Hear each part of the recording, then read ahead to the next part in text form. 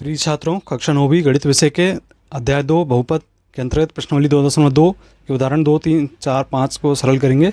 उसके पूर्व हम देख लें कि यहाँ पे शून्य की बात करेंगे। पूर्व में भी हमने परिभाषा बताया आपको कि वास्तविक संख्या a बहुपद px का एक शून्यक होता है यदि pa बराबर 0। यहाँ पे यदि px का मान x ऋण 1 ले लें तो x ऋण 1 बराबर 0 रखने पर x का मान 1 प्राप्त होता है। तो यह 1 जो है वह शून्यक कहलाएगा और यह बहुपद समीकरण x ऋण 1 बराबर 0 का एक मूल भी होगा। अब इसमें हम आइए बात करते हैं उदाहरण नंबर 2 की, जिसमें चरों के दिए गए मान पर नीचे दिए गए प्रत्येक बहुपद का मान हमें ज्ञात करना है। तो पहला प्रश्न है x बराबर 1 पर px बराबर 5x घात 2 ऋण 3x धन 7 को सरल करना है।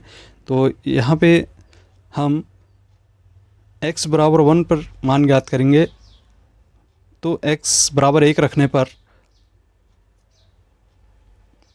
जो बहुपद है p1 बराबर 5, जहाँ जहाँ x लिखा हुआ वहाँ पे 1 रख देना है और उसको सरल करना है। अब 1 की घात 2 का अर्थ है कि 1 का 2 बार आपस में गुणा करना है और इस तरीके से 5 मिल गया। और ऋण 3 धन 7 इसको हम सरल कर ले तो 5 ऋण 3 धन 7 सरल करने पर हमें 9 प्राप्त हो जाता है। इस प्रकार से p1 का मान 9 प्राप्त हो गया। अब प्रश्न क्रमांक 2 की बात करें, जहाँ x बराबर 2 पर हमें py बराबर 3y की घात 3 ऋण 4y धन करनी 11 का मान ज्ञात करना है। तो यहाँ पे y के स्थान पे 2 रखने पर, तो जहाँ जहाँ y लिखा वहाँ पे 2 रख दें और इसको हम सरल करें तो 3 गुणित 2 की घात 3 का अर्थ है 2 का 3 बार आपस में गुणा करना है। तो 8 आएगा ऋण 8 धन करनी 11। इस प्रकार से सरल करने पर 24 ऋण 8 धन करनी 11 बराबर 16 धन करनी 11 मान प्राप्त हो जाएगा। तो p2 का मान ये मिल गया। अब हम तीसरे प्रश्न की बात करें, जहाँ पे t बराबर a रखना। प्रश्न में क्या थे, हमें pt बराबर 4t की घात 4 धन 5t की घात 3 ऋण t की घात 2 धन 6। तो इसमें जहाँ जहाँ t लिखा है वहाँ पे हम इसके स्थान पे a रख दें तो यह हो जाएगा 4 a की घात 4 धन 5 a की घात 3 ऋण a की घात 2 धन 6। तो यही हमारा आंसर होगा। अब हम प्रश्न क्रमांक 3 की बात करें, जिसके अनुसार जांच कीजिए कि ऋण 2 और 2 बहुपद x धन 2 के शून्यक हैं या नहीं। तो हम मान लेते हैं कि इसके लिए हमारा जो बहुपद है px बराबर x धन 2 है। अब x के स्थान पर ऋण 2 रखने पर ऋण 2 धन 2 बराबर हमें 0 मिलता है। अतः हम कहेंगे कि ऋण 2 शून्यक है। अब हम p2 का मान ज्ञात करते हैं और चेक करते हैं। तो यहाँ पे हम पाते हैं कि इसका मान 4 के बराबर प्राप्त हो रहा है, अतः 2 शून्यक नहीं होगा।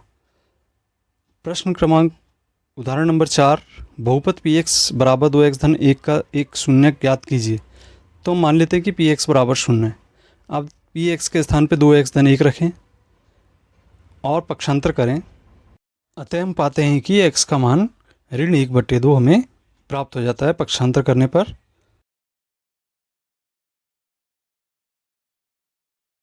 x बराबर ऋण 1/2 शून्यक होगा। तो ये हमने शून्य ज्ञात कर ली।